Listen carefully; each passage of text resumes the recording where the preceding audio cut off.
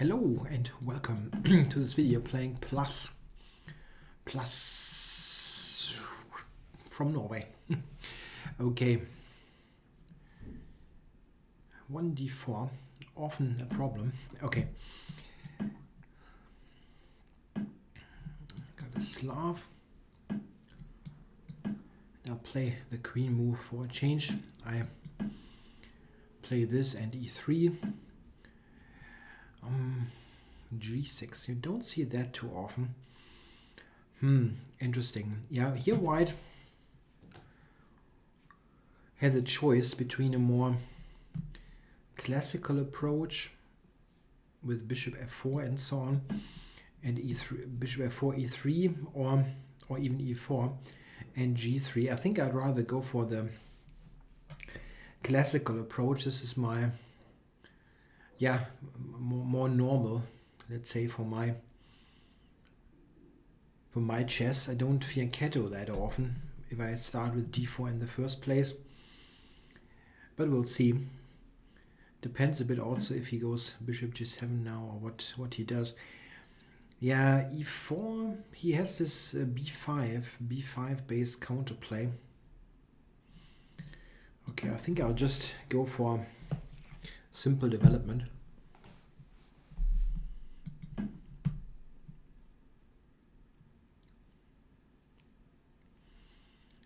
Bishop e6, queen a4 probably.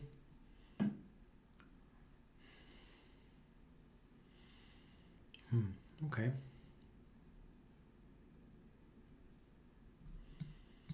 I'll just develop. If he goes bishop e6, probably queen d3. And knight d5 might be a move in some cases, but I have bishop e5. So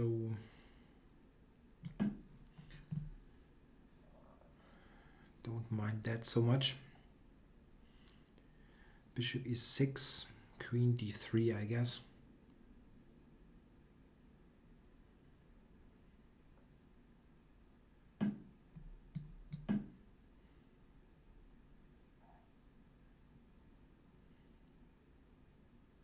Yeah, it looks okay. Not super harmonious, white's position, but don't see anything bad happening to me.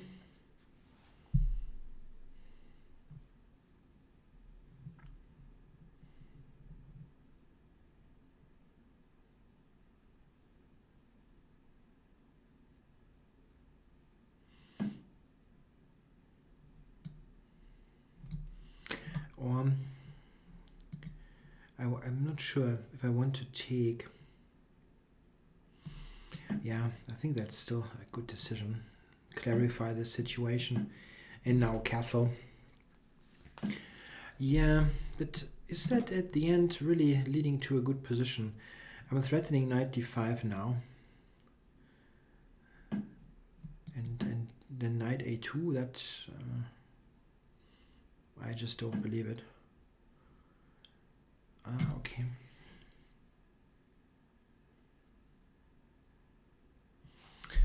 Okay, rook c1, and now I'm up for e4.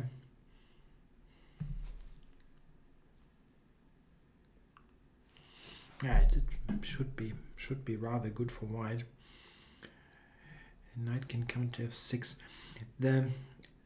I like best, if possible, to play c4 here, not e4, as c4 is a position that does not weaken, where I don't have any weakness. And here I'm actually threatening d5 check and c5. That's c5. Yeah, so I might be able to just take stuff. c5, knight a4.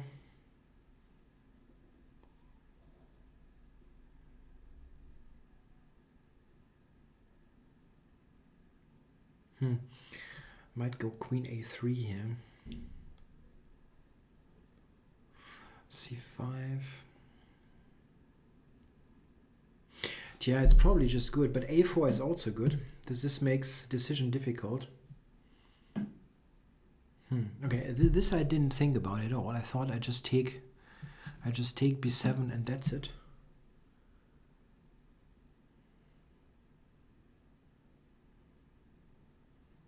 Looks like too much material. c6 is hanging, and I'm close to just killing any sort of initiative with queen a6 that he might get. And there's knight e5 coming. That looks good. Rook b8. I can probably take c6, but there's also just queen a6. The c6 pawn is very weak anyway. Knight c3, I just play the bishop back, or queen a6 is also not a bad reply.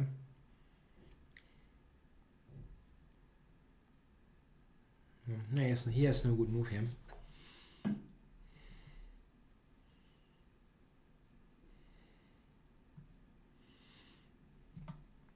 Knight e5 seems good, seems to be good here, right? Just this. Rook b8, knight c6. It's pretty awkward.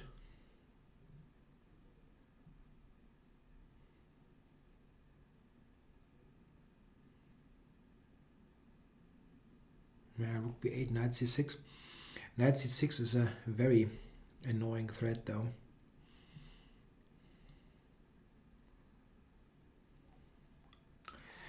No moves.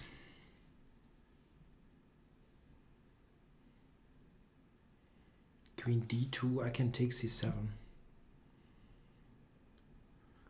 If anything else fails.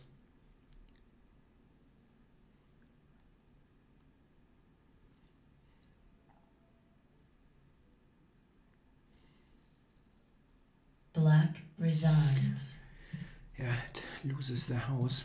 Yeah, he had a decent position here for sure, but somehow that went downhill rather quickly. To be honest, I don't think that knight b4 is great here. This ultimately leads to problems. I'm now threatening to take here, and possibly a3 or a3 immediately. And the computer wants to play knight a6 back, which shows that it wasn't a great decision. And after that, it already is pretty awful. Oh, queen takes is also very strong, threatening a3. That wins immediately, actually. And d5. Now, I was just thinking, I didn't really think anymore. I just looked at b takes and I saw this position, which is very nice for white, but it's just nice. It's not winning. Queen c3 wins the game immediately because of this threat. And a3. This is a dual threat. The best, relatively best, is this, but this also loses material. Interesting. Yeah, but now it's good, but it's not winning. Queen b6, for example, I'm happy with the position, but it's a grind. Yeah, now it's nice. d5 is a big threat, and now c5 wins. Yeah, this is better maybe given by the comp, but I can still take him. It's pretty bad. And here black is out of moves. Something like this is very, very decisive. Yeah, those Grunfeld type of positions, they are very delicate. Yeah, black often has enough play, of course, against white center, but if it fails and is played somewhat unprecisely, it very often blows up in black's face quite violently. Okay, well, thanks for watching.